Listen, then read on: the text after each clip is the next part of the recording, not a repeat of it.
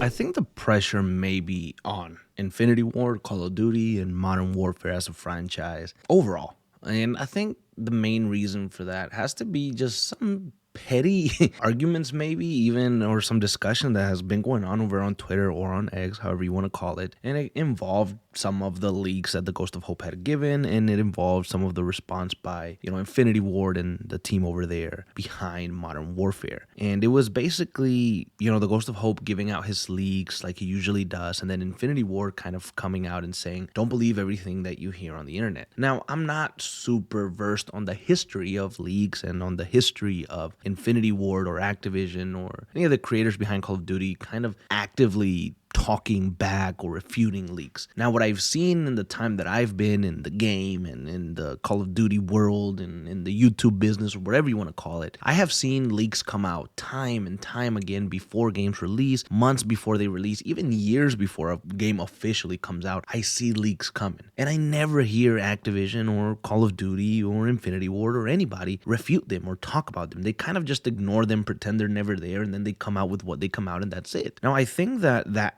happened for the most part just because of the confidence that the developers of Call of Duty had, the confidence in the studio, the confidence in just the name Call of Duty. For many years, right, it feels like for many years Call of Duty has given out any game that comes out, anything that kind of comes to their mind, they just kind of give you slop almost. They give you multiple years of the same game. Anything they put out, they're like, whatever, it's gonna sell, it's gonna make us money, the public is gonna eat it up. Who cares? And I think because of that, the product has slowly but surely worsened.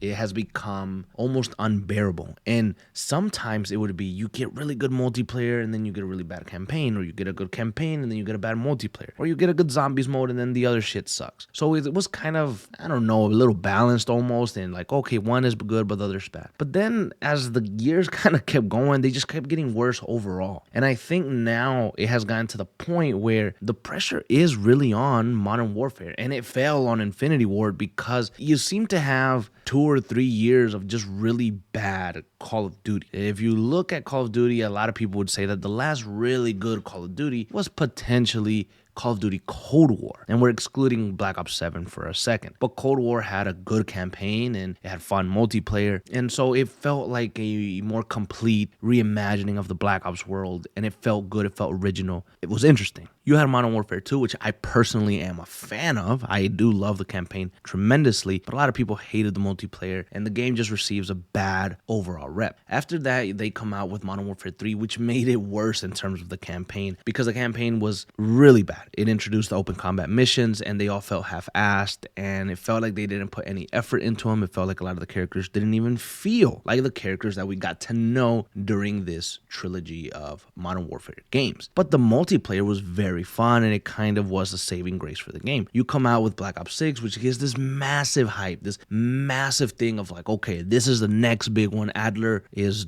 coming back and he might be hiding, and there's a lot of secrets here to unfold. It ended up being more confusing. The campaign was. There were some fun moments in the campaign, but overall it underperformed. It gave us more questions than answers, and though some things were interesting, it never really dove deep into them, at least not enough for us to care. What happened to Jane Harrow? Who gives a fuck? What happened to our main player, Case? Who gives a fuck? What happened? Who gives a fuck? Did you not hear me?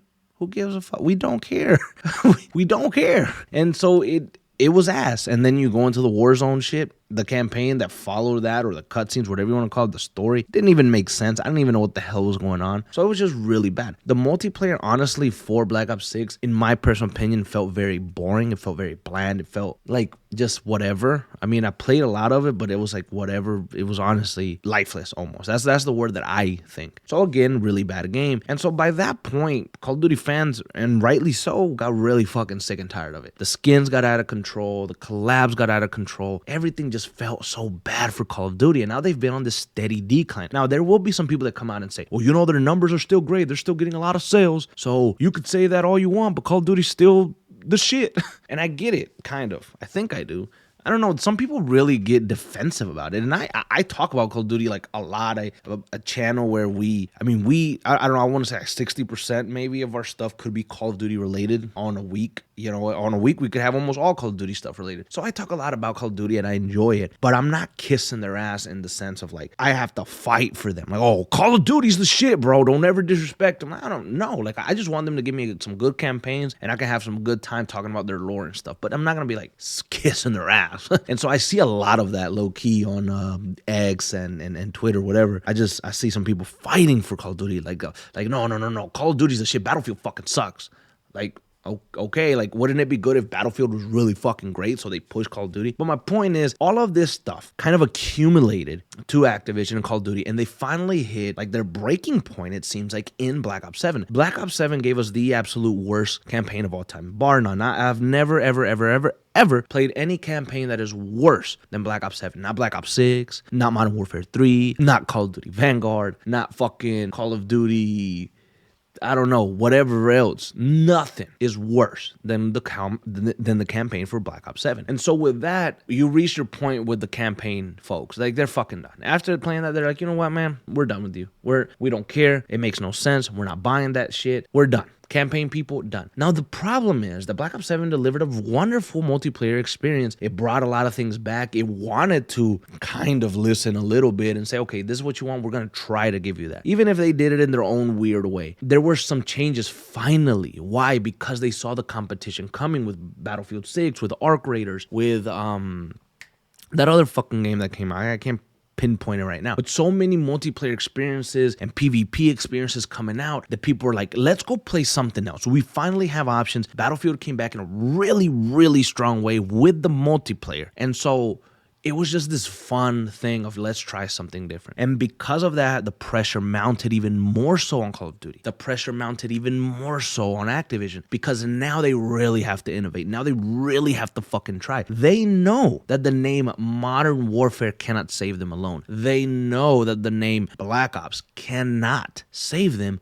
alone. They know that they need more. They need originality. They need good games to come back. And so now they're getting pushed. And because of the pressure, they're reacting. Now they're like, no, this is actually not true. And so I've even seen, some of the directors, some of the people that we know from the Call of Duty Black Ops 7 marketing where they were doing, I can't remember his name right now, but he's one of the guys that's like running, the Black Ops 7 stuff. And he's even coming out and replying to people on Twitter saying, nope, that's not true, that's inaccurate, or stuff like that. Now, they have the right to defend themselves and what they think. But the fact that this is happening more and more often, I believe, is because they finally feel the pressure. And Black Ops 7 was supposed to be this thing that was massive successful. It was a follow-up to arguably the best Call of Duty of all time. It was a follow-up to arguably one of the most interesting and best Call of Duty stories of all time. You were going back to see what's going on with David Mason, what's going on in 2035, what happened afterwards. You were gonna get to explore something different, something new, but something familiar. And it turned out to be cheap slop. It was god awful. I don't have the words truly to explain to you how much of a disappointment that game was. And I'm not even that big of a fan of the Black Ops series. Like, I like the Black Ops series and I think they're very interesting. I like some of the characters. I'm happy to play them sometimes, but I'm not like a big fan. And when I played that, I was very disappointed. And I can imagine the people that love Black Ops and it's like their favorite campaigns and their favorite series and these characters that they grew up loving. I can imagine how you felt when you played that slot. So it was a failure. And now the thing is that all of this and everybody kind of reacting to it, now all the eyes are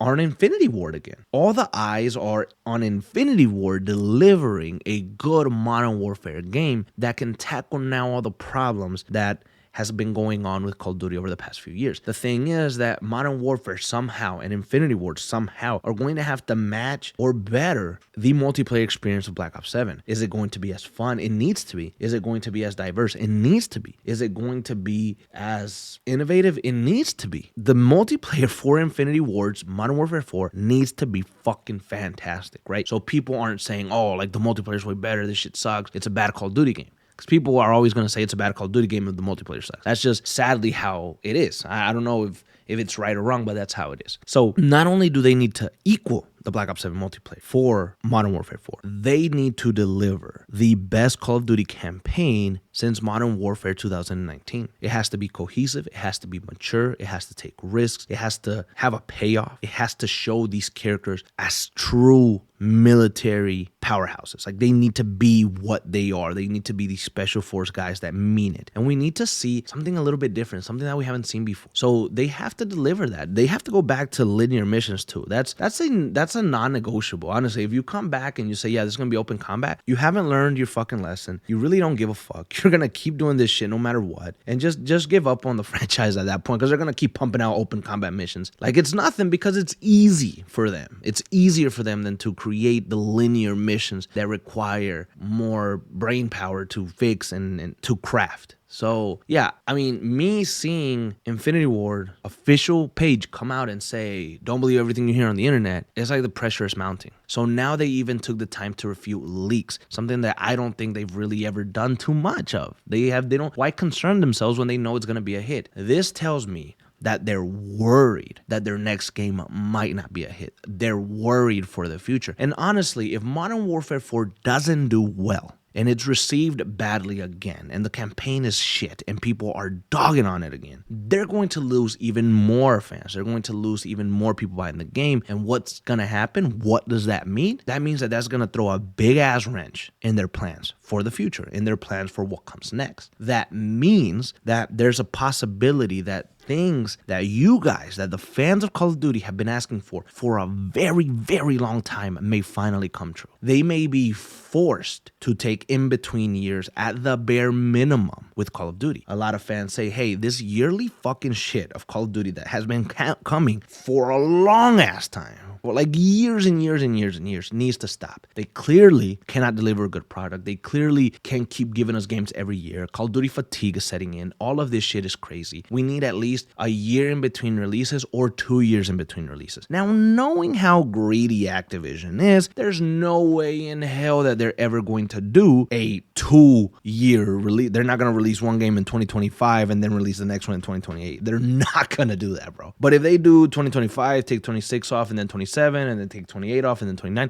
they could do that. So if it doesn't do well, if Modern Warfare 4 doesn't do well, then there's a possibility here that they could be forced to change their strategy, their release schedule, and maybe that could be a blessing in disguise. I don't know. But I wanted to talk about that. The pressure is on Modern Warfare 4 to deliver. We knew that before. We knew the pressure was there. We've been talking about it for a long time now. Since Modern Warfare 3, we know that the pressure is on MW4. But now it feels like it's mounting. Now it feels like the walls are closing in and they gotta fucking deliver.